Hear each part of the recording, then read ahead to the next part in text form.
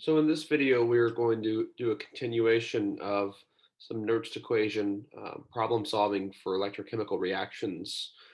And we'll consider the following redox process where we have 10,4, and that is reacting with hydrogen gas to produce 10,2 cation and 2 protons in solution.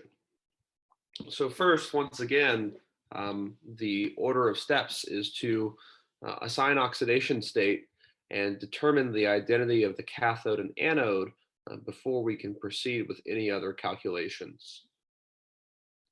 So 10,4, of course, is in the +4 oxidation state, and 10,2 is in the +2 oxidation state, so that's going down, or the charge is becoming less positive and more negative.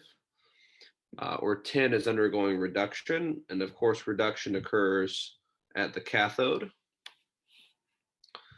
And then hydrogen gas is in the elemental form, or the 0 oxidation state, and a proton is now +1 on the product side, and therefore hydrogen is going up in oxidation state, or is being oxidized.